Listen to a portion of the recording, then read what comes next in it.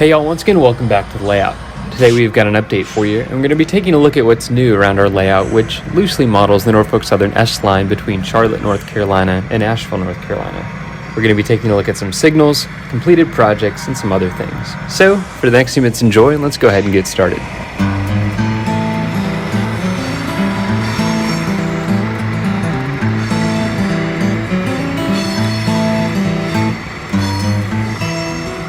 We'll go ahead and start our update here at Murphy Junction. This is a prototype location on the railroad, which is just west of Asheville Yard.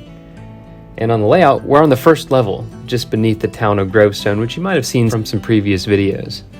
And here on the layout, the peninsula also branches off, which goes into the center of the room, and we've modeled the S-line and portions of the Old Fort loops on the peninsula. But here at Murphy Junction, you can see a little schematic of the layout, which we've made in this sign. East is to the left, west is to the right. And we have the W line branching off of Main 1, a crossover from Main 2 to Main 1, and just beyond those tunnel portals for the main lines is the entrance to the coal mine. The entire control point here at Murphy Junction is guarded by custom signals which we built and tailored them really to fit the track arrangement here, and they'll give you the correct signal indications based on how the dispatchers lined up the route. And we'll take a little bit of a closer look at that in a few minutes and look at how they operate and how the dispatcher is able to control those signals. But overall, this is really an exciting scene for us because it's the last major unfinished part of the layout. We have a lot of various small areas to finish up, add trees, and touch up. But this really marks, this was kind of the last area that was still plywood and still unfinished. So it's really coming together well. And that started with the backdrops. Those are from trackside scenery. And as you can see, the road goes off into the distance. We have, the various heights, all custom done just to fit this scene. And Joey from Trackside Scenery has done a great job at tailoring that backdrop to really fit this part of the layout. So it really adds a lot of depth to the scene. We went ahead and added the ground cover and a lot of various just dead leaves and other details to the ground cover, and that'll be finished up once we get the trees on.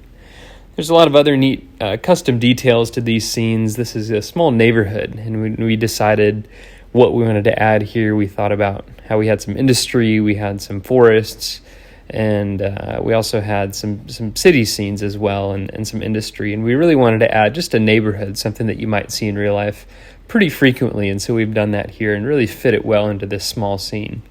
Most of the structures and houses here are Walther's kits, which were just put together by my dad, custom painted.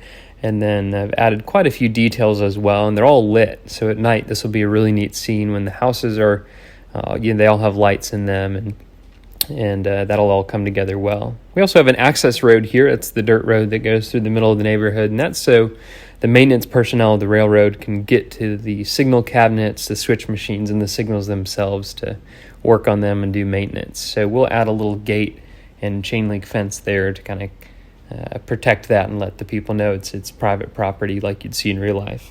But when this comes together, it'll be just a great scene. We can see the trains running behind the houses, something you see a lot in real life. We have a custom BLMA signal bridge, which was originally 3 tracks. We took that down to 2 tracks and added some custom details west signal heads, which, like I said, previously matched the track arrangement here. And then in the background of the scene, we have a church up on a hill, which we just thought was a really neat additional little path going up to that from the road. So I've mentioned these signals quite a bit. You can see here's a schematic of the layout. This is the dispatcher's panel for the layout. And Russell is the west end of Asheville Yard. So we have 2 yard leads.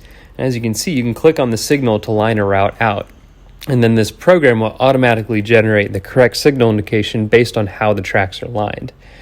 For instance, if I try to line a signal against a switch, I get an error indication telling me that you can't do that. And just like in real life, that protects trains from going over switches which are not lined for the route they're taking. But if we correct the switches and click on the signal, we can line the route. And the signal bridge here will actually give you the correct indication based on what we've lined up on the computer. So as you can see, it's a red over yellow, which is a diverging approach. So the train's going to take a diverging route onto the W line from main track number 1 here. And you can see if we line that route further and we give a signal indication down here at Beaumont into the yard, we'll line that signal, and then the computer will automatically generate a correct signal indication back at Murphy Junction based on how the track is lined up. So now we go from an approach to an approach restricted signal telling the train crew that instead of stopping at the next signal, now they can proceed into the yard at the next signal. And I think I calculated the number of different routes that this one signal bridge can generate or has to be able to generate. And it was something along 16 or 18 different routes based on how the switches are aligned at Murphy Junction, but also down the track from Murphy Junction. So it was a total pain in the butt to program, but now that it's all working, really is prototypical and is a super neat addition to the layout. So here is Biltmore just down the tracks from Murphy Junction. That has a diverging clear signal, and the computer will automatically generate an approach diverging signal back at Murphy Junction, telling the train crew what's next and how they need to adjust the speed accordingly. So just like the real thing, we've really put a lot of work into those signals and have really had a great result from how they've turned out. Just a quick update to operations. We're still running live coal loads here on the layout. We've tweaked the rotary dumper and operational coal loader, so those are working well. You can see we have an empty coal train which needs to go to the mine, and 2 loaded coal trains which are ready to head up the mountain. So all that's been working almost flawlessly now. And one unfortunate update that I just thought I'd share with you guys is unfortunately had a water leak right over the engine shop. And we were pretty fortunate where all the locomotives were spared. Nothing too bad happened, but was really one of the worst places it could happen. And the water leak's been a nightmare to try to fix and work out, but luckily not too much on the layout was damaged. The biggest thing was that we had some fake snow laid down here over the winter just for some filming. It was kind of a fun scene. Eventually we were going to vacuum it up, but when the water spilt onto it, it actually glued some of that down or made it stick. So if you see some white residue on the scene, that's what that's from. And we're going to have to go back and redo some of the scenery here. But for the most part, it could have been a lot worse. And another thing is we thought we were going to have to remove part of the layout to replace the drywall, but we found a way to fix the drywall without having to do that. So that's about it for the layout itself. I wanted to finish the update by taking a look at some operations and some roster updates. So first off is passenger equipment. We've picked up some new Rapido coaches, a cabbage cart, and are working on a couple locomotives for passenger service here on the layout. It's something that the prototype S-Line doesn't have, but we're going to use our modeling license and a little bit of liberty to add that to the layout into the S-Line. I really look forward to sharing that with you guys, some operational videos related to passenger equipment. So we have a Dash 8 here. I'm also working on a P42, so I'll show you more about that in some future videos. We also picked up a couple of new scale trains locomotives. These are the new Tier 3 GEVOs, and we've done a little bit of work to them to make them closer match the prototype. I went in and painted some of the window gaskets around the windshields to make those look like the prototype.